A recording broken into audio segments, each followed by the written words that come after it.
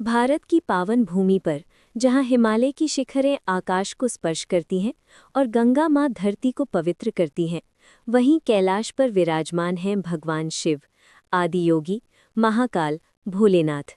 ये कथा केवल पूजा की नहीं, बल्कि आत्मज्ञान की यात्रा है। जीवन का संघर्ष। गंगा किनारे बसे एक छोटे से गांव में अर्जुन नाम का युवक रहता था।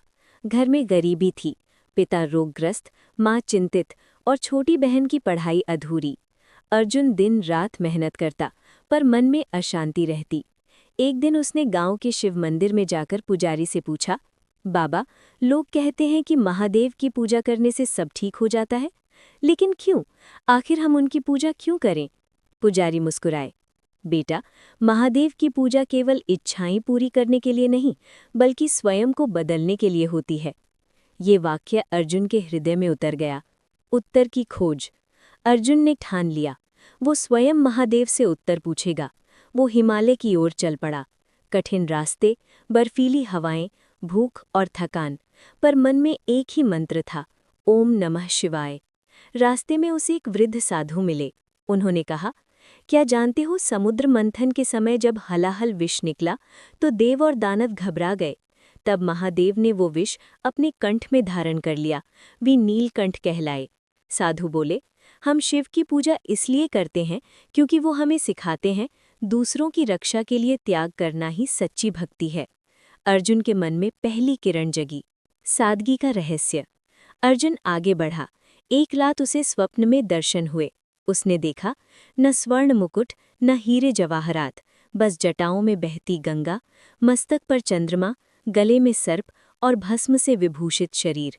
भगवान शिव का स्वर गूंजा, अर्जुन, लोग मुझे देवों का देव कहते हैं, पर देखो, मैंने राज सिंहासन नहीं चुना, मैंने सरलता चुनी। अर्जुन समझ गया, पूजा इसलिए कि हम दिखावे से दूर रहें, सादगी अपनाई। संहार का अर्थ। अर्जुन ने सुना था शिव संहार के देव हैं, पर संहार क्यों? ध्यान में उसे उत्तर मिला, जब अधर्म बढ़ता है, जब अन्याय सीमा पार करता है, तब विनाश आवश्यक हो जाता है।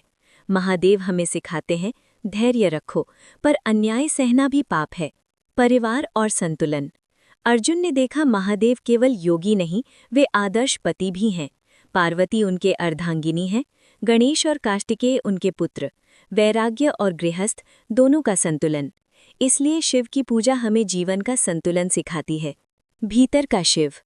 कई दिनों की तपस्या के बाद अर्जुन को दिव्य अनुभूति हुई। स्वर आया, पूजा मुझे पाने के लिए नहीं, स्वयं को पहचानने के लिए करो।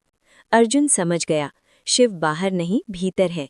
जब मन शांत हो, जब क्रोध नियंत्रित हो, जब दूसरों के लिए त्याग की भावना हो, वही शिव है। महादेव की पूजा क्यों करें? गहराई से समझें। त्याग की भावना के लिए। जैसे उन्होंने विष पिया, वैसे हम भी कड़वाहट सहकर परिवार को बचा सकते हैं। सादगी के लिए। महादेव सिखाते हैं, असली शक्ति भीतर है, बाहरी दिखावे में नहीं। निर्भयता के लिए। शमशान में वास करने वाले शिव मृत्यु से भी नहीं डरते। वे सिखाते हैं, जीवन क्षणभंगुर है, इसलिए सत्य के साथ जियो। ध्यान और आत्मज्ञान के लिए। वे आदि योगी हैं, ध्यान के प्रथम गुरु। संतुलन के लिए। वैराग्य और प्रेम, क्रोध और करुणा, सबका संतुलन। अंतिम अध्याय, परिवर्तन। अर्जुन गांव लौटा, पर अब वो वही अर्जुन नहीं था। उसके पास धन नहीं बढ़ा, पर मन में शांति आ गई। उसने परिवार की सेवा की, दूसरों की सहायता की, और हर सुबह शिवलिंग पर जल चढ़ाते हुए बस एक प्रार्थना करता, हे महादेव, मुझे आपके जैसा धैर्य और करुणा दें। धीरे धीरे परिस्थितियां भी बदलीं। पिता स्वस्थ हुए, घर में सुख लौटा।